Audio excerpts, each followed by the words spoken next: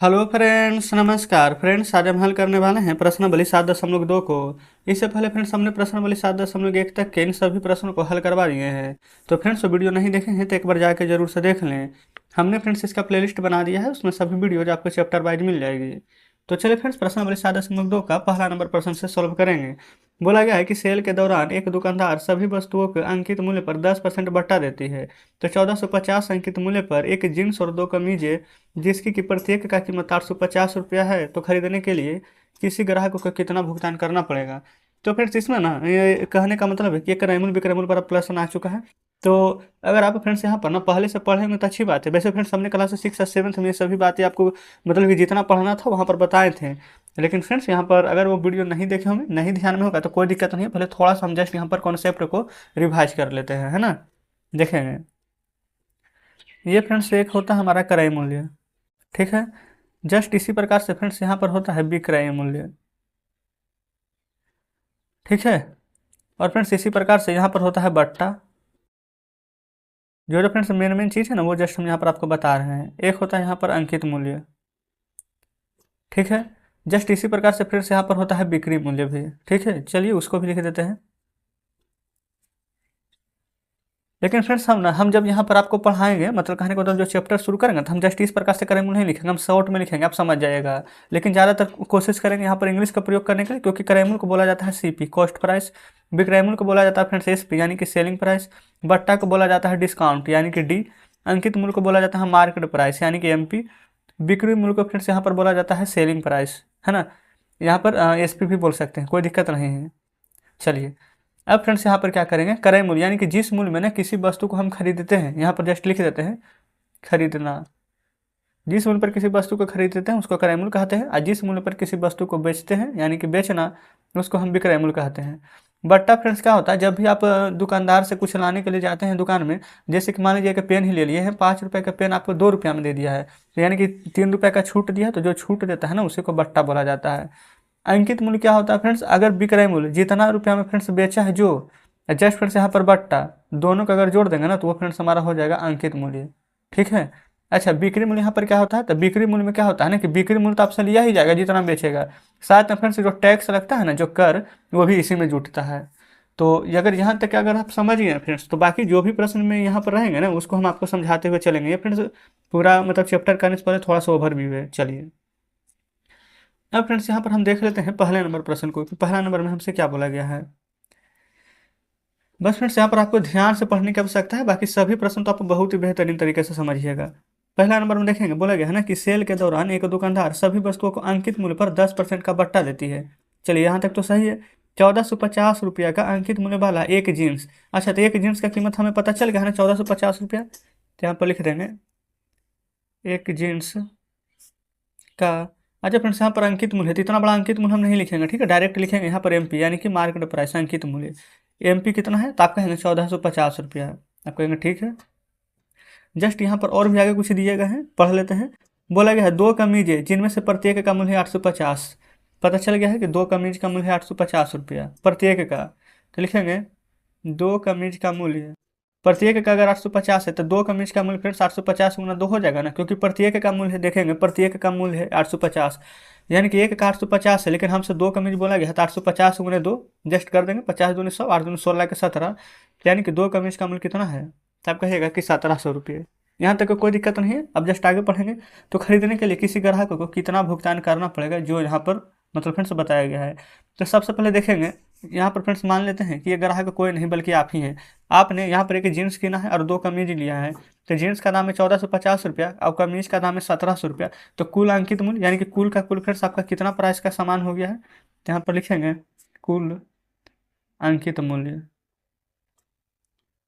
तो फ्रेंड्स आप पूरा का सामान का पैसा जोड़ देंगे, ऊपर वाला 1450 था जो, और नीचे वाला 1700 है जो। तो यहाँ पर लिखेंगे 1450 और प्लस 1700, यहाँ पर जोड़ देते हैं। तो 105 7 4 11 1 1 2 1 3, यानी कि फिर से टोटल आप कहेंगे कि हमारा 3150 रुपये का सामान यहाँ पर आ जाएगा। इसमें तो ये फ्रेंड्स कोई डाउट नहीं होनी चाहिए। आप कहेंगे बिल्कुल नहीं, लेकिन बोला गया है ना कि अंकित मूल्य पर 10% का बट्टा यानी कि 10% का छूट दे रहा है।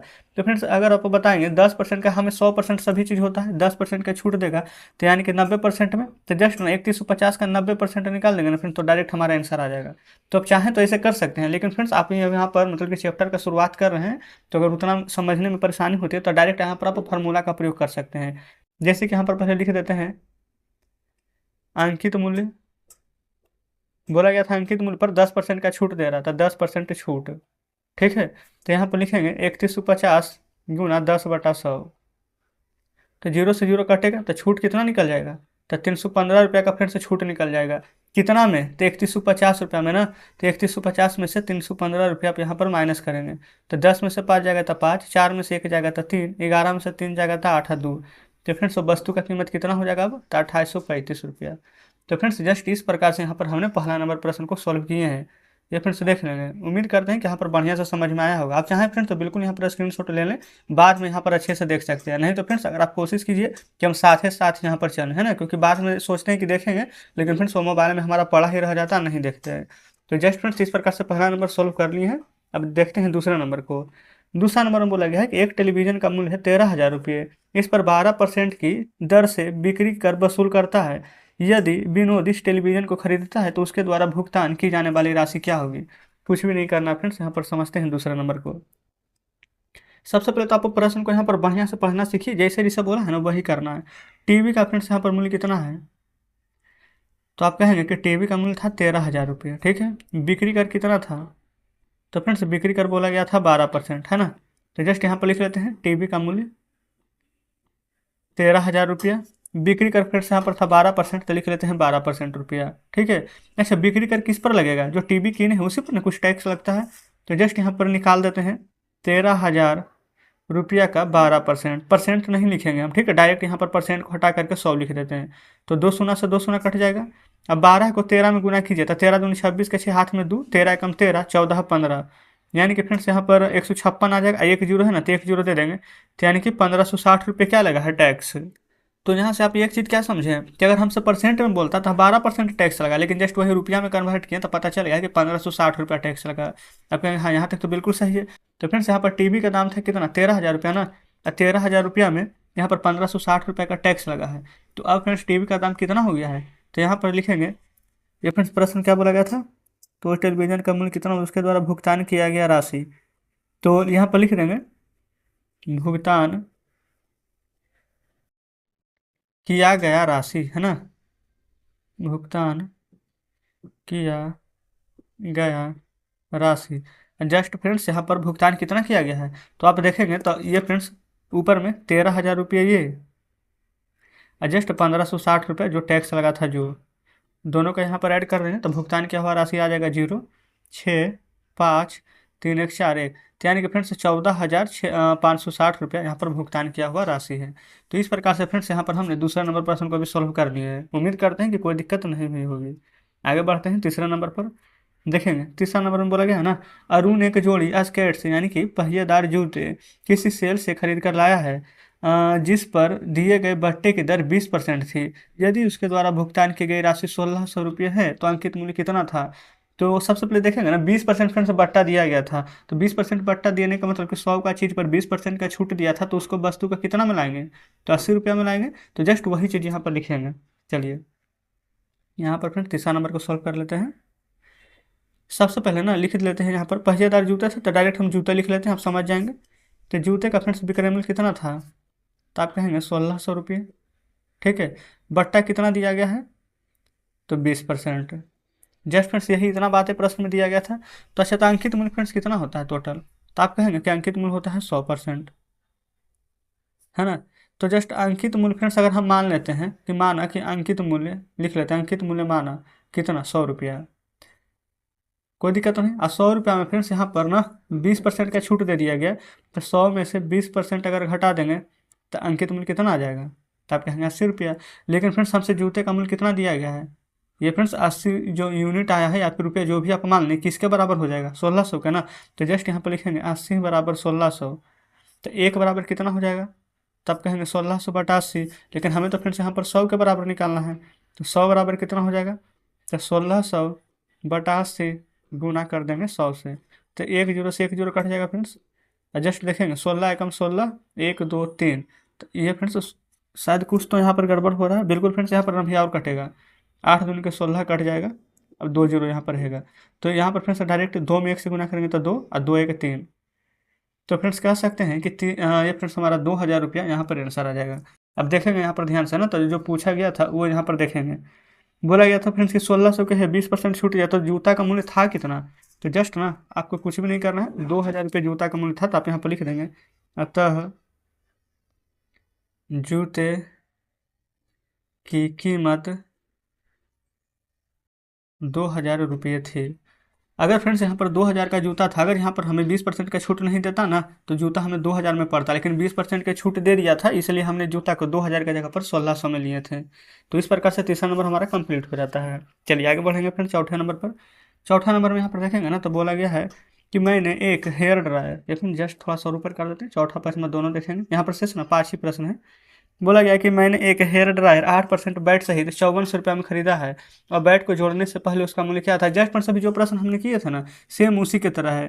कहने का मतलब 8% बैट सहित लिया है, ठीक है। तो बैट सहित का मूल्य हो जाएगा कितना, 100 में फ्रेंड्स इसको जोड़ देंगे, ठीक है। और 5400 में खरीदा है। अगर फ्रेंड्स यहाँ पर बैट नहीं जुड़ा रहता तो हमें यहाँ पर कितना में पड़ता। तो जस्ट जो यहाँ पर बोला गया फ्रेंड्स उसको लिख लेंगे। बैट सहित का मतलब ना, कोई भी चीज़ अपने आप में 100% होता है, बैट सहित है तो 8% और यहाँ पर ऐड करेंगे, ठीक ना। चलिए ये फ्रेंड्स हम यहाँ पर बना लेते हैं फोर्थ नंबर को। सबसे पहले यहाँ पर लिख लेंगे कि बैट सहित हेयर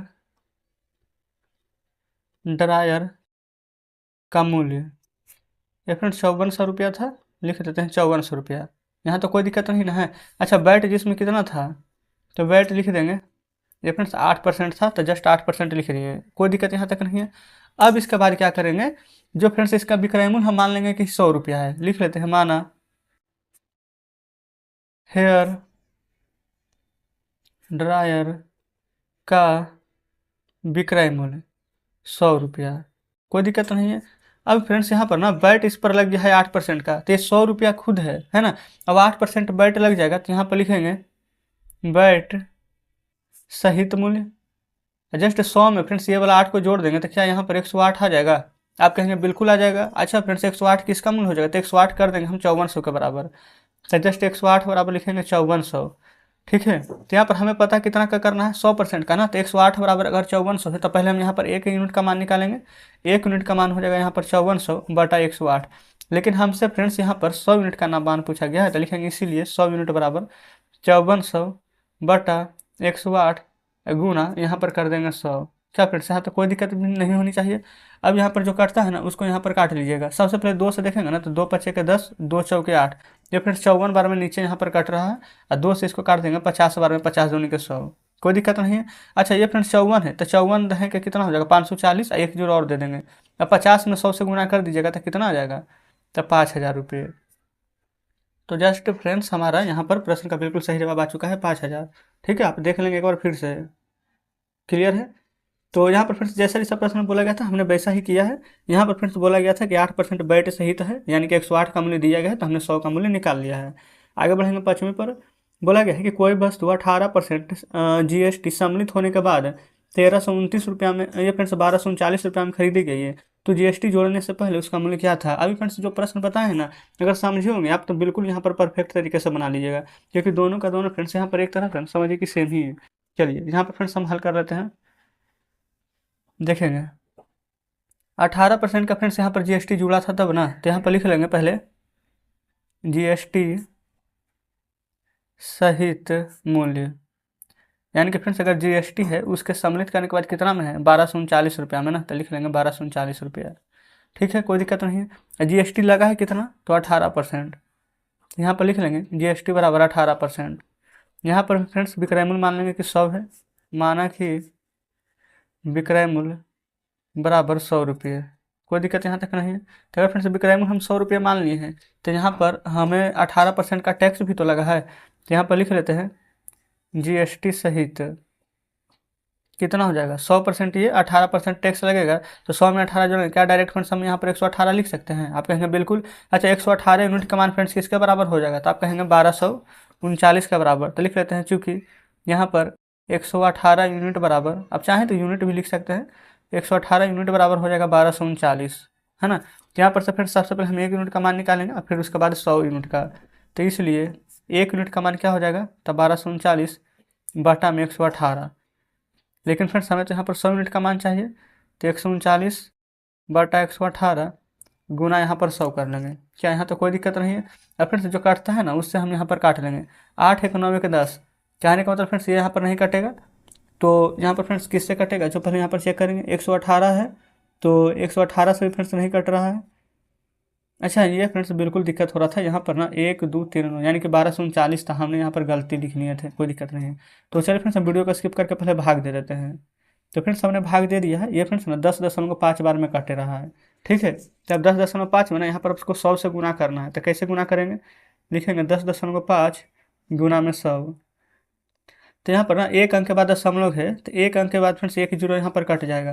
तो 10.5 में यहाँ पर 10 से गुना करेंगे अब, तब क्योंकि फ्रेंड्स एक तो कट गया है, तो 105 में 10 से गुना करेंगे तो 1050 रुपया आ जाएगा।